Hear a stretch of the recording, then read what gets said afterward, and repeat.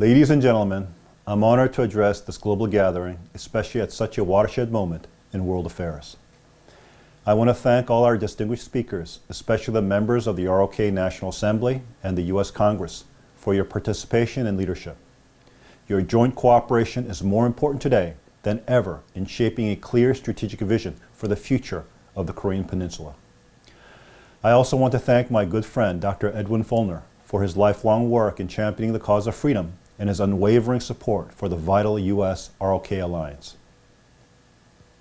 Ladies and gentlemen, Russia's unprovoked invasion of Ukraine with its brutal implementation has been a rude awakening for the world. Issues that most of the West consider long settled after the Cold War have been violently reopened by Mr. Putin. His reprehensible war reminds us that there are still dictatorial state powers ready to use force to impose their will on their neighbors. The reaction to his naked aggression must have come as a great shock to Mr. Putin.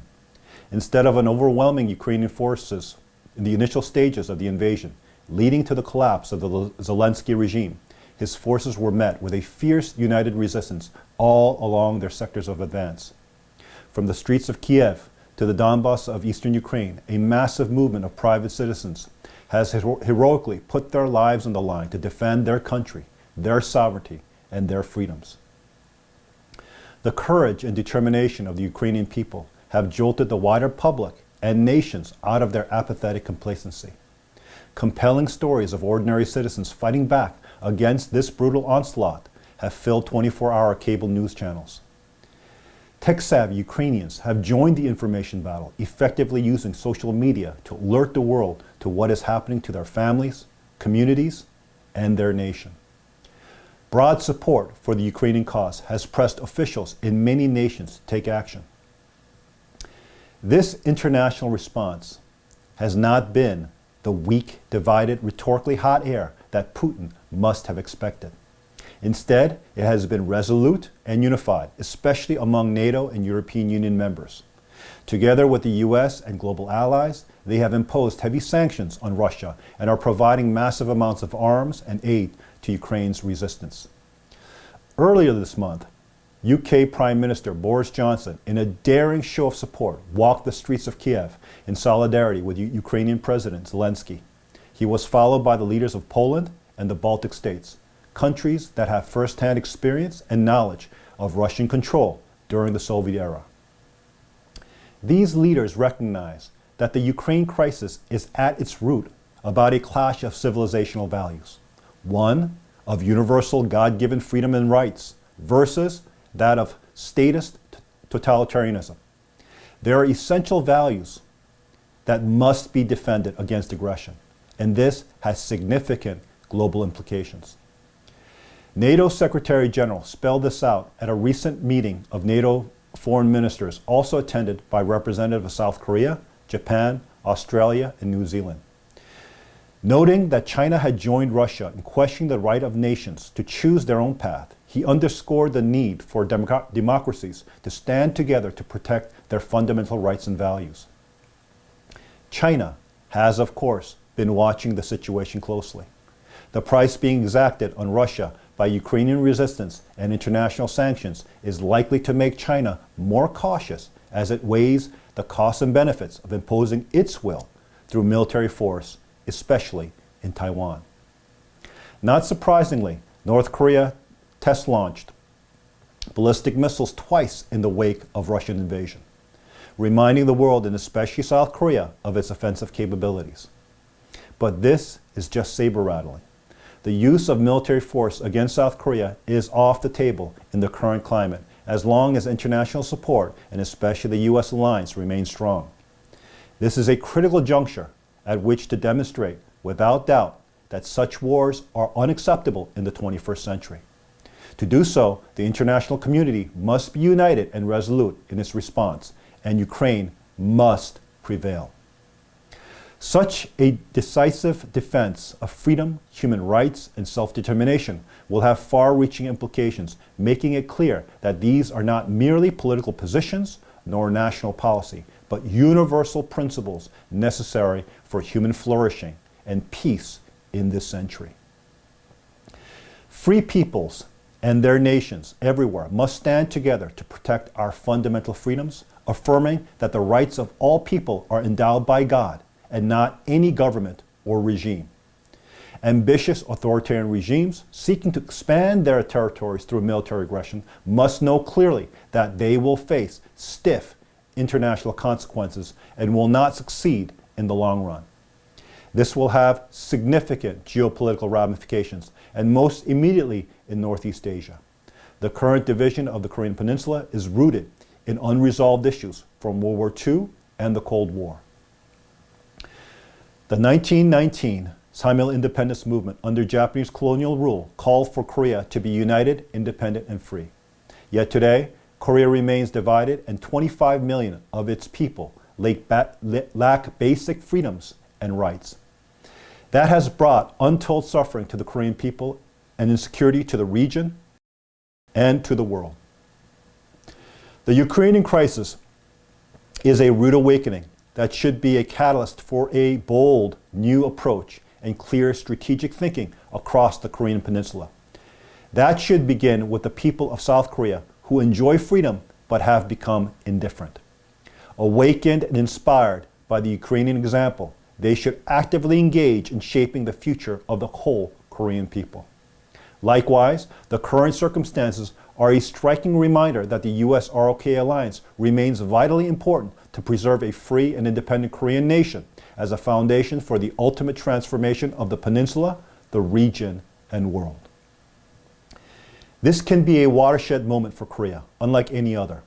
A free and unified Korea could become a compelling alternative to the people of both South and North Korea in the face of global authoritarianism. U.S. and ROK policy to date has been piecemeal and reactive, with North Korea too often in the driving seat. I have long advocated that it be replaced by a broad forward-looking strategy focused on our end goal as a free and sovereign nation. A unified Korea that upholds fundamental human rights and values should become the clearly stated and actively pursued policy of the ROK's Yoon administration, as well as the U.S., its allies, and the United Nations. This would provide a clear end goal for Korea policy and a framework for all negotiations with North Korea. In the same way that the U.S. Constitution drew upon the principles articulated in the Declaration of Independence, a unification strategy must begin with the historical ideals that have motivated the Korean people. Their aspiration was to create a model nation drawing upon a shared culture and identity that long predates the current division. In particular, it must look to Korea's foundational philosophy of Hongik-ingan, or living for the benefit of all mankind, which aligns with the highest ideals of the principles of democracy.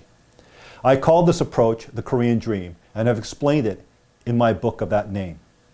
With its focus on traditional Korean identity, this approach could ultimately appeal to Koreans in the North. The situation there is unsustainable. Sooner or later, something has to give. The North Korean elite will have to decide if they want to be drawn ever closer into the orbit of China's authoritarian ambitions or find another path that preserves their unique Korean independent identity. These aspirations cannot be realized without international support. It is in the interest of the United States to take the lead in this effort. Not only would a free and unified Korea diminish the nuclear threat to Korea, Japan, and the U.S., it will create, in effect, a new nation which upholds liberty and democratic principles in a region where statist approaches are on the rise. The U.S. should widen its Korea focus with a long-term strategic approach. An excellent model is its policy to rebuild Europe after World War II through the Marshall Plan, creating strong democracies and firm allies. Such an approach could be adopted to the present circumstances. Rather than directly taking the lead in dealing with North Korea, the U.S. should provide strong policy support for a free and unified Korea along with its commitment for economic assistance in rebuilding the North. South Korea, which the North has always tried to sideline in negotiations, should lead the process with American backing and strong regional support. Finally, great social transformation requires the active engagement of a broad public united in a pursuit of a common cause. Just as with the effort to stop Russian aggression in Ukraine, the movement for a unified Korea should marshal broad Korean and international public support expressed through active civic organizations and NGOs. This charge has been taken up by Action for Korea United, one of our co-conveners here today, and the largest citizen-driven movement for unification in the history of South Korea. It is making unprecedented progress in building civic consensus, bridging political, religious, and regional divides, and collaborating with government and other stakeholders to promote the cause of unification among Koreans everywhere. By overcoming its own colonial and Cold War history, a free and unified Korea that upholds the freedom and essential rights endowed to all by God can play a major leadership role in Asia and throughout the world. With vision, leadership, and robust civic action, Korea's historic quest for one free, independent, sovereign nation is a timely and achievable goal that will bring great benefit to the world. I believe each of my Korean compatriots in today's forum engaged in the Action for Korea United here and across the diaspora in America and around the world are ready to lead this effort. Now more than ever, we must stand together for the freedom and the fundamental rights of the entire human family. Let us seize this opportunity now in the 21st century to build together a history of freedom, peace, and well-being for all. Thank you very much for your leadership and commitment to this most important cause. May God bless you and your families.